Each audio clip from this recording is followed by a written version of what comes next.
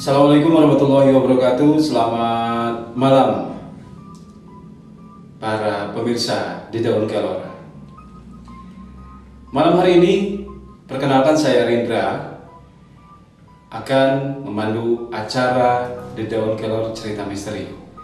Dan tentunya ini adalah episode pertama yang akan membahas cerita-cerita misteri dari para pelaku atau juga kru di Daun Kelor yang sudah tentunya tidak asing lagi. Dan di samping saya ada Kang Bangkit yang tentunya akan menceritakan cerita-cerita seram, cerita-cerita misteri sebelum bergabung di The Daun Kelor, ya. Selamat malam, Kang. Malam. Oke, Kang. Ya. Sebelum kita membahas tentang yang namanya The Daun Kelor, mungkin pemirsa juga sudah tahu bahwa The Daun Kelor ini adalah sebuah konten, sebuah tayangan yang menguak sebuah misteri di sebuah tempat. Oke. Dan tentunya juga Kang Bangkit ini pernah merasakan sesuatu yang memang ketika syuting atau bahkan sebelum syuting, ya kan? Pengalaman-pengalaman misteri yang tentunya juga Kang Bangkit teringat sampai sekarang, ya kan? Bahkan ada sesuatu yang mungkin ke bawah mimpi atau ke bawah sampai rumah, ya kan? Seperti itu. Kang, pernah nggak akan mengalami yang namanya cerita misteri yang sampai sekarang belum pernah dilupakan? Pernah.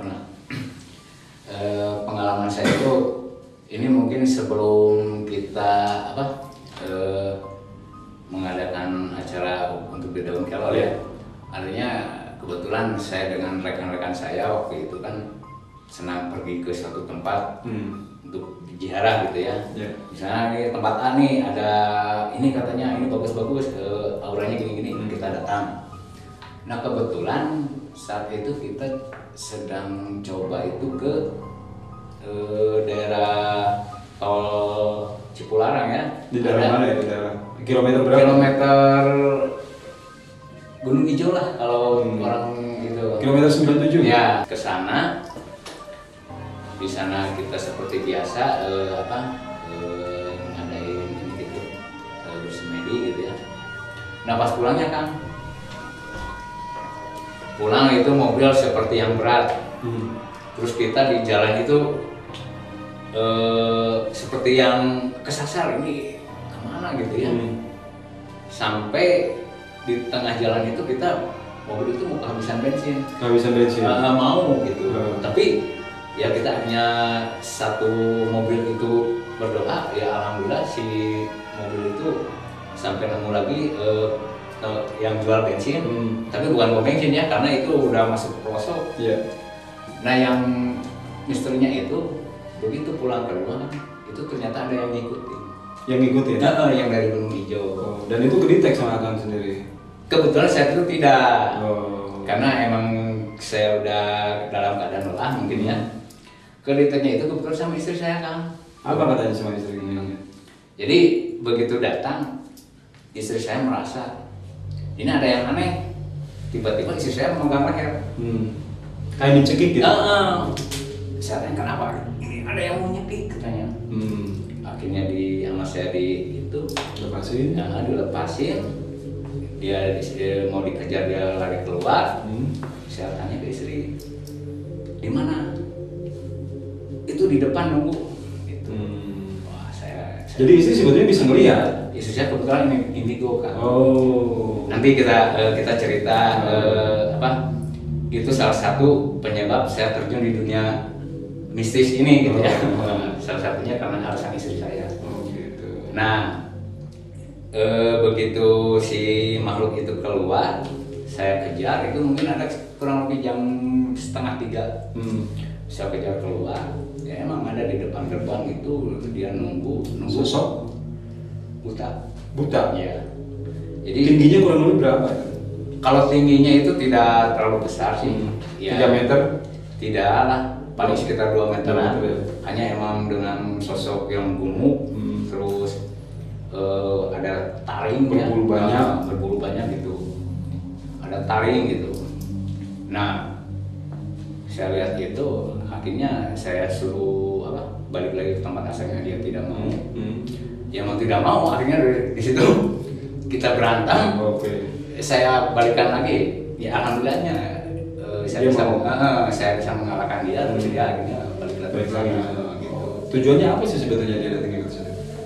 Sebetulnya dia itu pingin ada yang jadi pengikut dia, karena pada saat di sana itu dia menawari sesuatu kan, artinya kekayaan, artinya kan di situ hanya dengan syarat ya itu kalau harus ngambil nyawa saudara atau siapapun ya, itu. jadi makhluk semacam itu kan pasti imbal baliknya seperti itu ya, gitu. Ada tumbal ada tumbal. Kita kan nggak mau. Iya.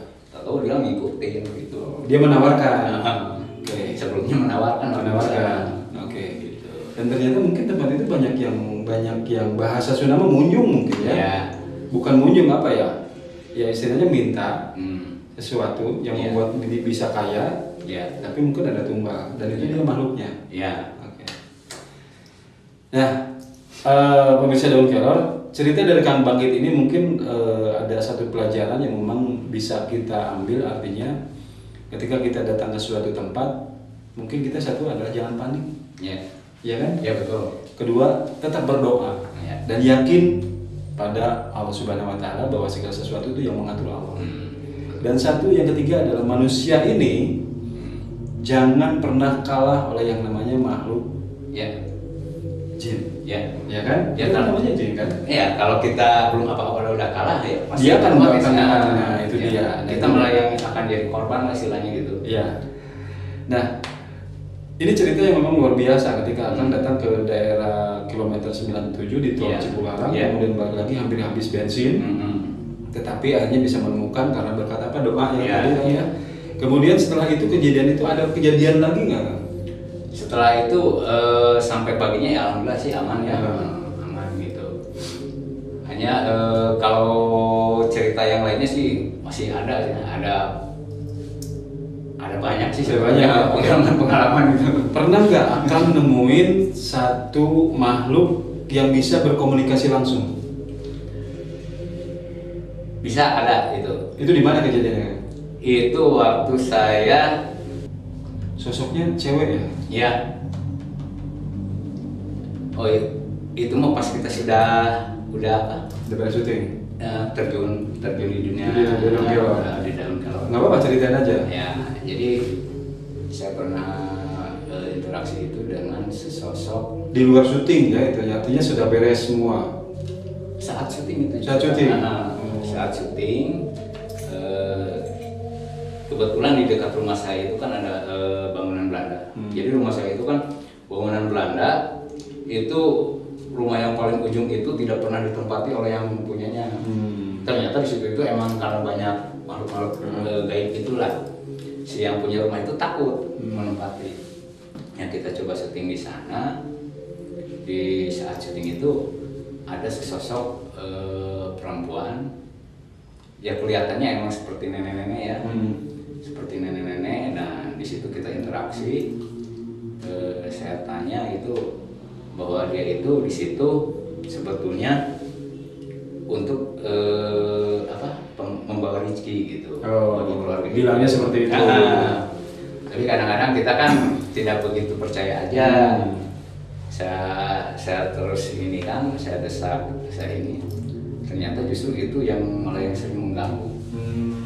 Bilangnya membawa rezeki, tapi sebenarnya membawa sial. Ya, ya lebih intinya mengganggu ke penghuni di situ. Gitu. Nah, ketika akan syuting di dalam kelor di tempat itu dia merasa terganggu tidak?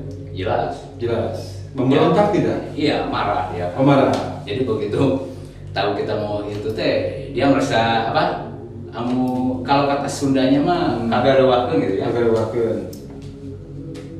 Kenaon dia. Tapi akhirnya bisa lancar kan syuting di situ? Alhamdulillah bisa. Hanya dia tidak mengganggu. Iya, karena pada akhirnya si nenek itu kita buang, si acara syuting itu jalan lancar semuanya. Lancar. Dua makhluk yang diketemui sama Kang Bangkit ini yaitu satu berbentuk buta, bahasa Sundanya buta ya, buta. Tapi nggak warna hijau. Biasanya kan ada buta hijau, buta apa, ini warna hitam ya berbulu. Kemudian ada sosok nenek-nenek yang bisa berinteraksi, yang merasa keganggu ketika lagi syuting. Nah, ini kan dua makhluk ini, ketika akan menemui dua makhluk ini dan ditemui bahkan sama yang dari kilometer 97 itu ditemui ya, dia ngikut. Kemudian yang kedua adalah bertemu. Kemudian pengalaman yang ketiga, pernah nggak ada yang masuk mimpi kemudian menawarkan sesuatu atau memberikan sesuatu atau apapun itu? Kalau memang itu di luar logika kan kita kan. Kalau mimpi itu dengan makhluk seperti itu tidak pernah ya.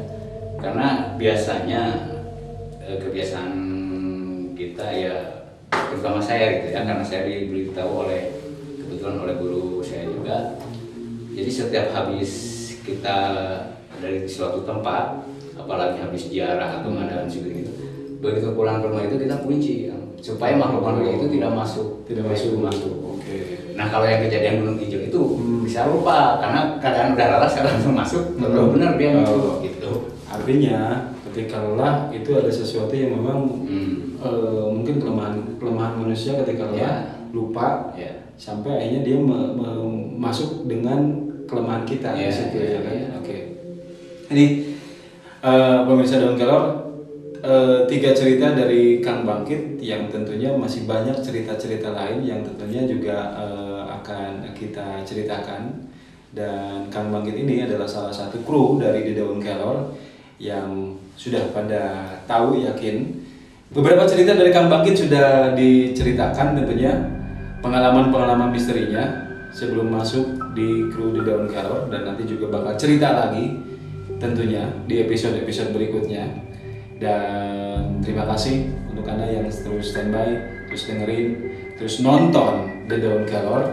Jangan lupa subscribe The Daun Kelor ya, subscribe The Daun Kelor sekarang juga, karena masih banyak cerita-cerita lain, cerita-cerita misteri, dan juga The Daun Kelor ini akan terus menguak tempat-tempat misteri yang tentunya sedikitnya membuat Anda merinding bulu kuduk Anda.